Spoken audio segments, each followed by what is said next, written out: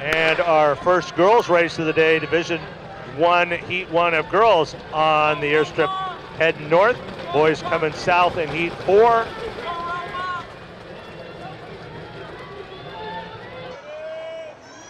Looks like Ramirez of Cajon running well. Guerrero trying to make it as an individual from Downey. Again, individuals have to be in the top 6. Redondo running very well as a group with all 5 of its scores in the top 10.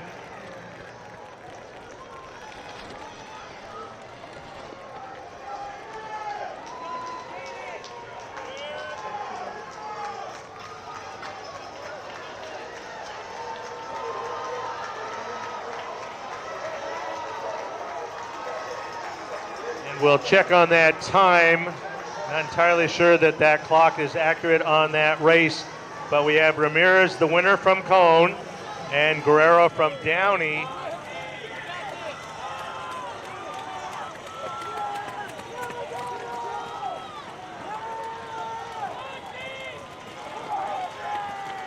Burton of Crescenta Valley in 3rd. Antharaja of Valencia in 4th. Nahada Valley View and Garay of Cajon. That's the individuals in the top 6.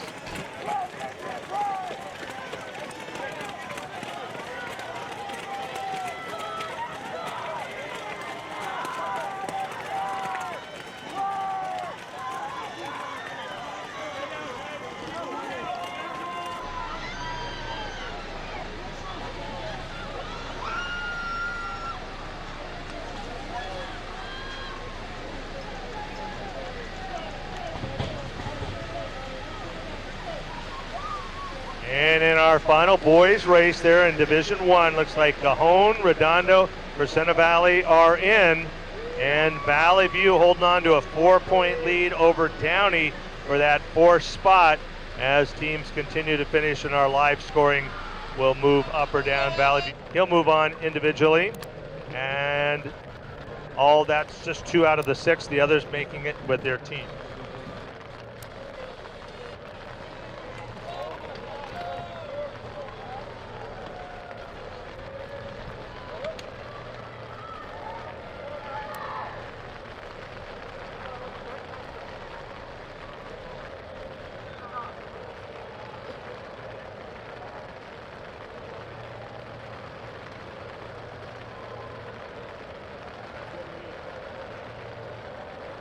Now turning our attention over to the girls. We got 4 heats on tap here for the girls, just like we saw with our young men. Top 4 teams automatically qualify on to next week's final.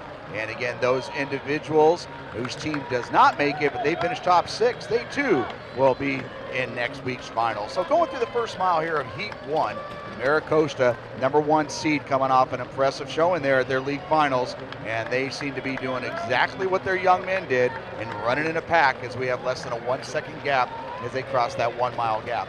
Meanwhile, Martin Luther King in that 2nd spot just ahead of Redondo. And we got a great battle here. This should be the most contested for the 4th spot there between Crescenta Valley, Liberty, and Redondo Union. Elizabeth Jacklin is leading the charge here with Kate McGlenn of Portola.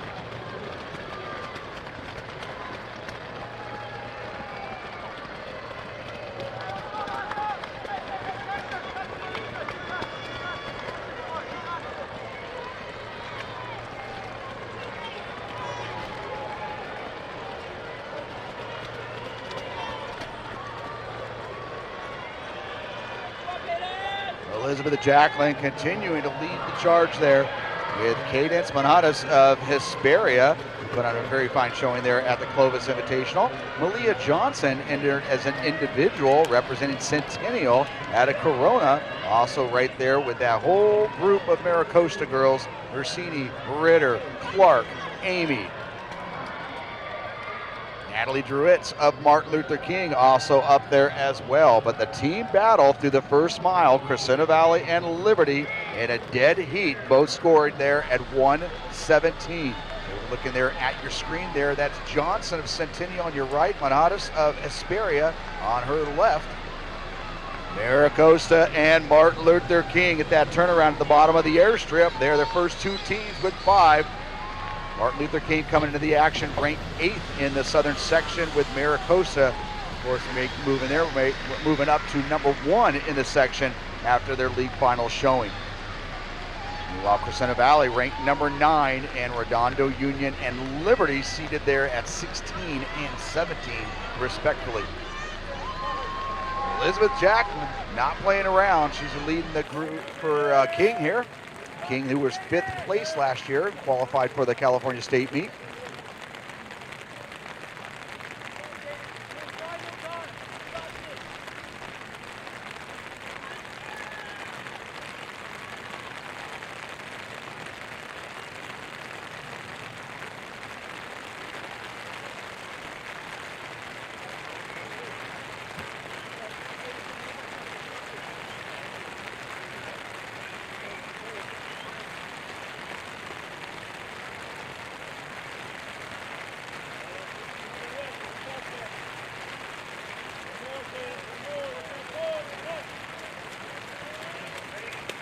Jacklin and Manadas of Hesperia coming across 1-2 through at 11:09.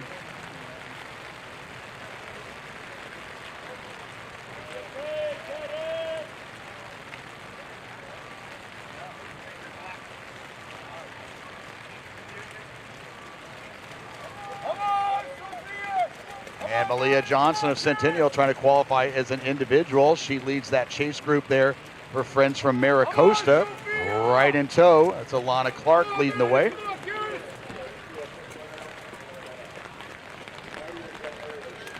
Isabella Amy, Mia Ritter, Evelyn Orsini, and Alana Clark and Maricosta less than a 1-second gap. And their teammate, their number 5 scorer, Kate Peroni, at 11:41.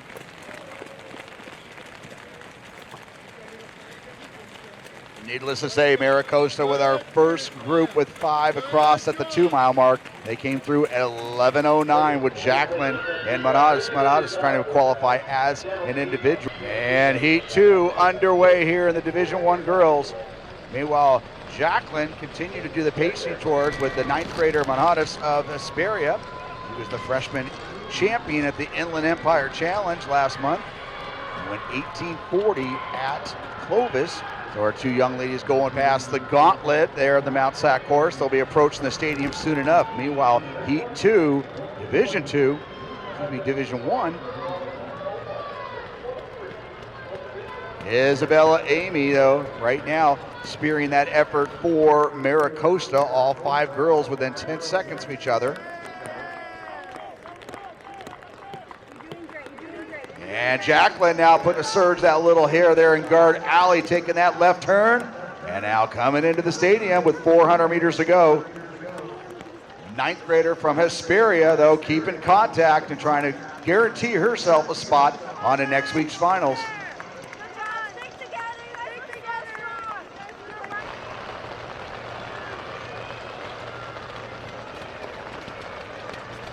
And Elizabeth Jacklin, she was runner-up at the Big 8 League Championships 2 weeks ago.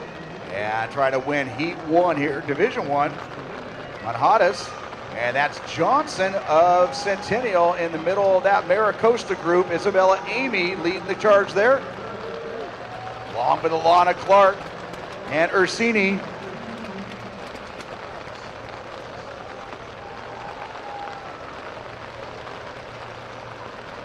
And Elizabeth Jacklin now putting an extra surge in there with 150 to go. Meanwhile, Johnson of Centennial in that crucial 6th spot. She's got to finish top 6 to move on as an individual.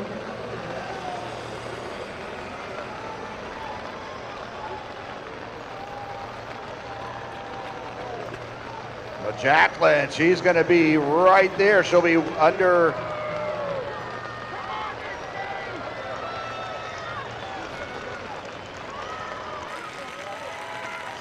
And Jacklin and Manadas. Manadas going to make her way through.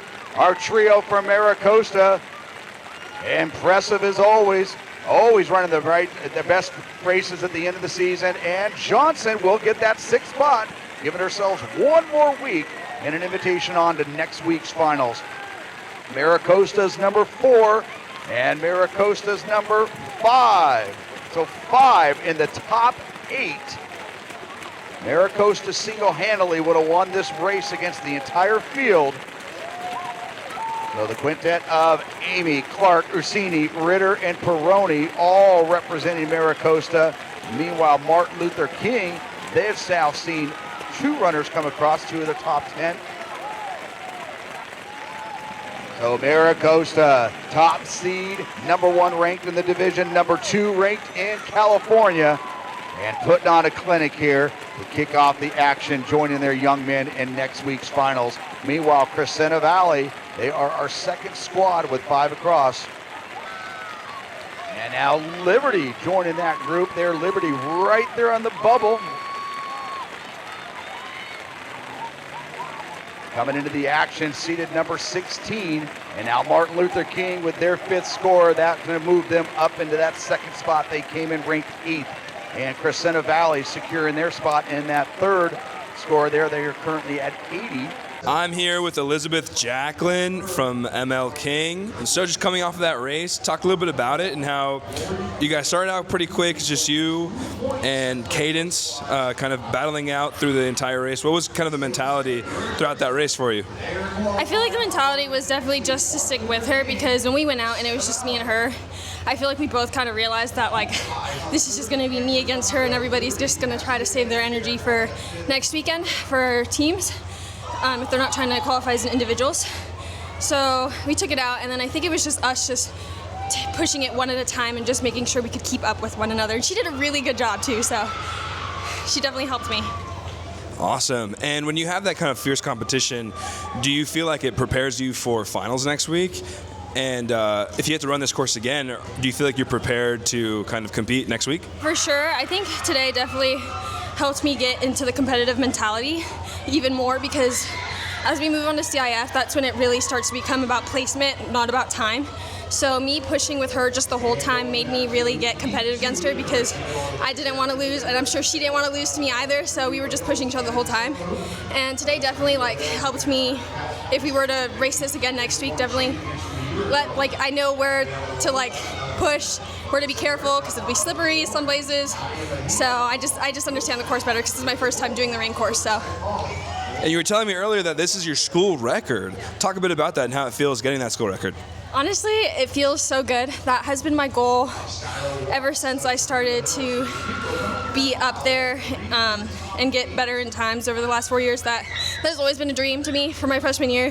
I remember thinking like, oh man, if I could get my school record, that would be insane. Like, I didn't believe I could. But then things changed, and last year I started to chase after it. Didn't get it, so it feels really good to know that I got it my last year. So. That's awesome. And is there anyone you would like to thank, coaches, parents, friends, for this season so far?